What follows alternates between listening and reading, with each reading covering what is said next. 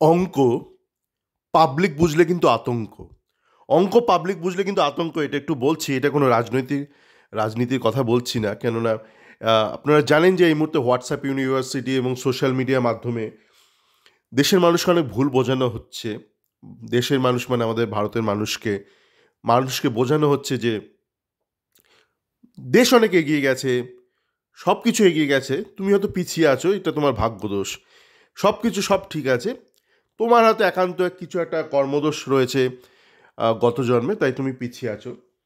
এরকম একটা একটা চেষ্টা হচ্ছে। তো এবার ইস্টবেঙ্গলেও সেরকম একটা চেষ্টা হচ্ছে।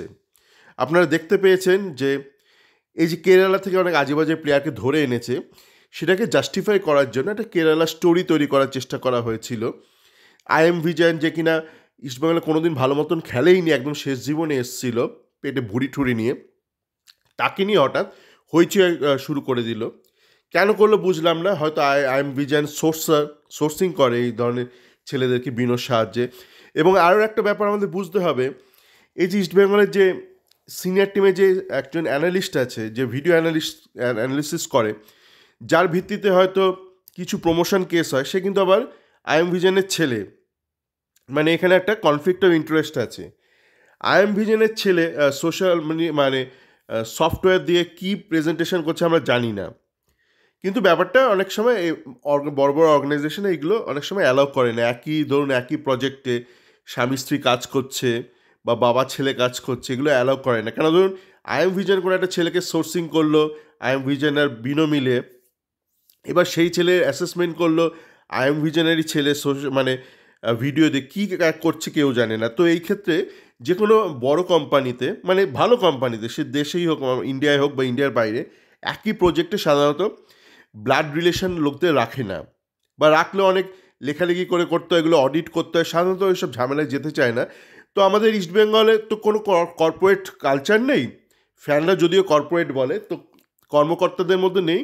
আর ইস্টবেঙ্গলের যারা স্পন্সর তারা ওই ধরনের কোম্পানি, মানে কোনো ভদ্রলোক সেই ধরনের কোম্পানিতে চাকরি করবে না।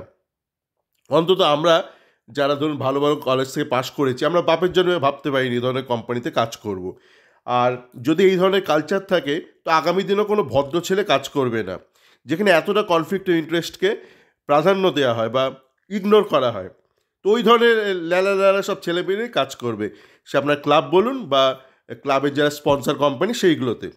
যেমন এক ওয়াগন কোম্পানি জয়েন করেছে, তো ওই ধরনের কোম্পানিতে না আমাদের সমাজ যারা পাশ করতো, মানে বাপের জন্য ভাবতে পারতো না, মানে হয়তো সাপ্লি খেয়ে হয়তো 4-5 বার ফেল করে হয়তো ওইসব ছেলে ওই ধরনের কোম্পানিতে জয়েন করতো। এটা ঘটনা, যার যা স্ট্যাটাস বলে দিলাম, রিয়েল স্ট্যাটাস।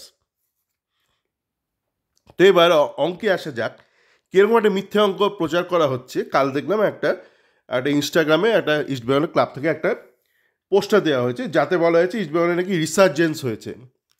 এবং আরও একটা পোস্টারে বলা হয়েছে যে গত মরশুমে ইস্টবেঙ্গল নাকি 26% ম্যাচ জিতেছে, আর এই মরশুমে 45% ম্যাচ। এবং দেওয়া হয়েছে মানে কুয়াদ্রাতের একটা ছবি, অনেকটা দেখে মনে হচ্ছে যেন অমিত শাহ বা আমাদের অভিষেক, মানে এরকম খুব ডাইনামিক একটা খুব পাওয়ারফুল নেতা আহ, এখন যেমন রয়েছে না, মানে ধরুন আপনার ওই তৃণমূল কংগ্রেস অভিষেক খুব একটা ডাইনামিক, ওদিকে আপনাদের রয়েছে তো মোদি শাহ, এরা সব রয়েছে ডাইনামিক সব নেতা।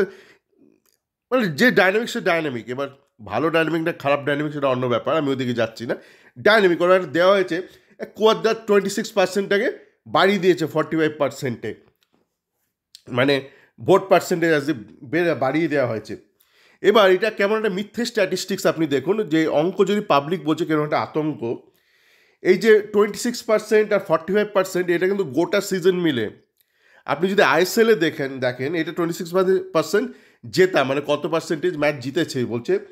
আগের মৌসুমে ইস্টবেঙ্গল 26% ম্যাচ জিতেছে স্টিভেন কনস্ট্যান্টাইনের আন্ডারে, আর এই মরশুমে 45% ম্যাচ জিতেছে, মানে উইনিং পার্সেন্টেজ। এবার আপনি যদি আইএসএলে চলে আসেন, আইএসএলে বেশ মজার স্ট্যাটিস্টিক্স। ইস্টবেঙ্গল এই বছর এই মরশুমে 6টা ম্যাচ জিতেছে। ইস্টবেঙ্গল গত মরশুমে স্টিফেন কনস্ট্যান্টাইনের আন্ডারে 6টা ম্যাচ জিতেছে, 6-6। মানে আপনি বলেন তাহলে কি তো সেম পার্সেন্টেজ হয়ে গেল? না না, সেম পার্সেন্টেজও হয়নি। এই বছর পাঞ্জাব ঢুকেছে। তো গত বছর ইস্টবেঙ্গল 20টা ম্যাচ খেলেছিল কনস্ট্যান্টাইনের আন্ডারে, 20টা ম্যাচ খেলে 6টা ম্যাচ জিতেছিল। আর এই বছর কুয়াদ্রাতের কোচিংয়ে ইস্টবেঙ্গল 22টা ম্যাচ জিতেছে, 22টা ম্যাচ খেলে 6টা ম্যাচ জিতেছে আইএসএলে। তার মানে পার্সেন্টেজ কিন্তু ড্রপ করেছে, ইস্টবেঙ্গলের winning percentage in ISL has dropped, আর সেটা নিয়ে গ্লোরিফাই করা হচ্ছে। আরও একটা ব্যাপার আছে, এরকম একাধিক আছে, আমি জাস্ট একটা ভাবনার একটা সূত্র ধরিয়ে দিয়ে চলে যাচ্ছি, এই অডিওটা শেষ করব। ইস্টবেঙ্গল গতবার ইস্টবেঙ্গলের গোলরক্ষক কে করেছে? কামালজিৎ। আর ইস্টবেঙ্গলে এই বছর তফসুকান গিল।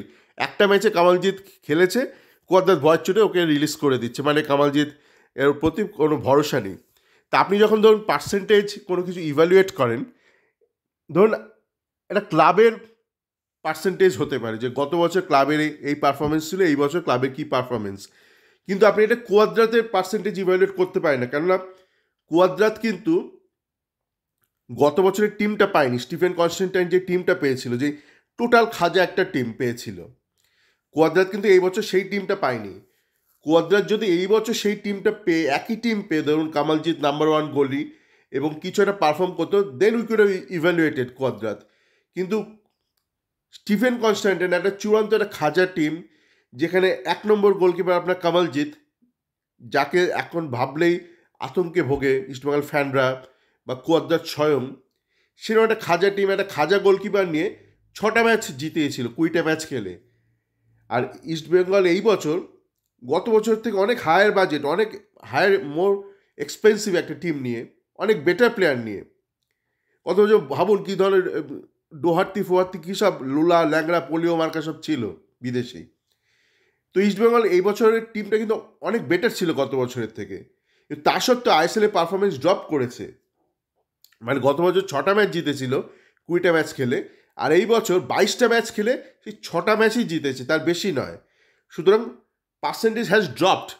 কিন্তু পাবলিককে আমরা তো এখন মুরগি ভাবি, সে রাজনৈতিক পার্টিরা বলুন বা যে কেউ, মানে ক্লাবের মিডিয়া হ্যান্ডেল ভাবে সবাই মুরগি, ইনফ্যাক্ট মুরগি। কেননা আপনার ধরুন যে রাজনৈতিক পার্টিগুলো যাদেরকে মুরগি ভাবে সমাজে, তারা তো সমাজেই রয়েছে। একই লোক তো আবার আপনার ইস্টবেঙ্গল মোহনবাগানের ফ্যান, যে ধরুন একটা পলিটিক্যাল পার্টির ফ্যান, যেই পার্টি ভাবছে সে মুরগি, সেই লোকটা তো আবার ইস্টবেঙ্গলেরও সাপোর্টার। তো মানে একাধারে কী করে মুরগি আর মানুষ হবে? তো ঠিকই আছে, মানে মুরগিদের জন্য মুরগি স্ট্যাটিস্টিক্সে ঠিক আছে। তো এটুকুই বলার ছিল, আপনারা যারা মুরগি নন বা মুরগি হতে চান না বা মুরগি হতে ভয় পান, জীবনে মানুষ হয়ে থাকতে চান মান আর হুঁশ নিয়ে, তাদের জন্য এইটা রইল। কিন্তু সকলেই ভালো থাকবেন, মানে আপনি মুরগি হন বা মানুষ হন, ভালো থাকবেন।